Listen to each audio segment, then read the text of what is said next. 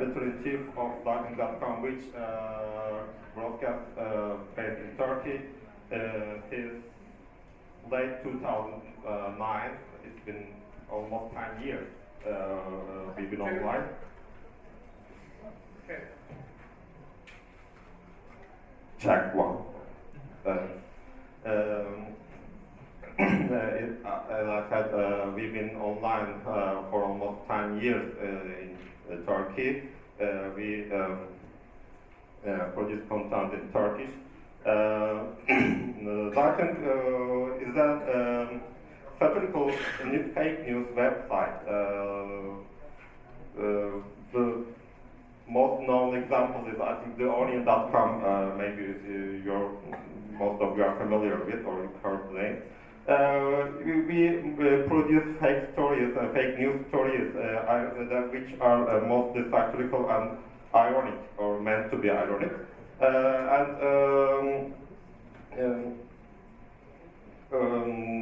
We have, in 10 years, we have more than 5.5 million followers on Twitter, and almost 1 million in Facebook and Instagram too. I can say we have a high impact in Turkish ecosystem, a Turkish internet ecosystem. How we managed to do that? As I said before, we are a content website mostly, at least at the first look. But Zaten has also a social structure. It's kind of a social media platform which allows its users or readers to sign up and post their own stories, post their own satirical stories online, which are eliminated by an editorial staff and then published if they found worth to be published. So we have, in this way, almost 130,000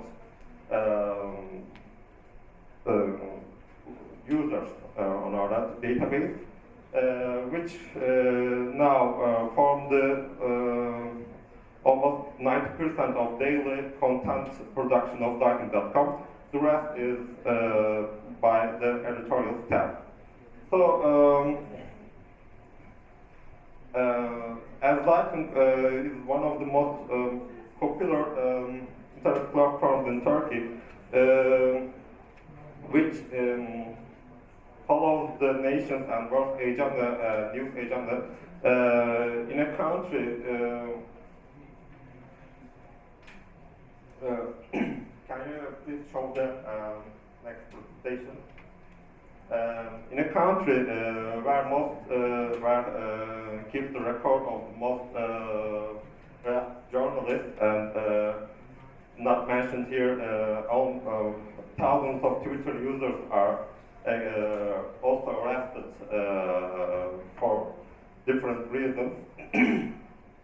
Most of them are insulting president or stuff like that. We managed to survive most of these limitations and pressure in Turkey. So how we managed to do that? This is, I think, has two factors. Which first one is satire is mostly tolerated in even the most oppressive regions around the world, which Turkey as a country on the verge of not say dictatorship, but authoritarianism, I can say. We have only a few losses which haven't got any of us into the jail, at least not yet.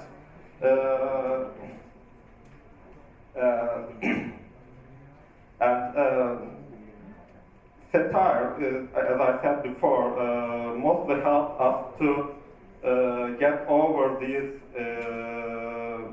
pressure and love scenes. We say, oh, we were just kidding when we are criticizing the government or when we are criticizing the president. This mostly helps. Also we get some legal consultations from our lawyers, about which will take us to the jail or which will take us to which content will take us out of jail. So 10 years was a good record for us to stay safe in Turkey.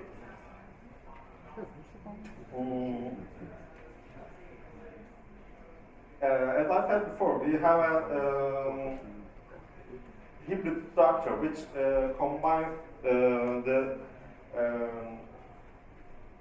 a classical news website and a social media platform. And this, I think, that's a good example of citizen journalism, I can say. 5 minutes, okay. Users can sign up and post their own side stories, as I said before. And if they want, there will be no sign of nicknames or IP addresses or usernames on their post. Our system allows us, the users, to stay completely anonymous when they're posting content on the site. So we protect our users. Also, we also not protect ourselves, also our users from the laws like this. That way. And I think in our second phase, as the authoritarianism is tending to rise all over the world, especially in our region, including Central Asia, Middle East, and Eastern Europe, may set a good example for spreading the word and contributing to free speech with a structure using satire and using combining social media with satire and allowing people to raise their voices and get information which are mostly blocked by the government in their regions. In our next phase, we are planning to go global by publishing news stories, satire news stories in different languages, and I hope this will help make the world a little more free and a better place. Thank you for listening my boring speech.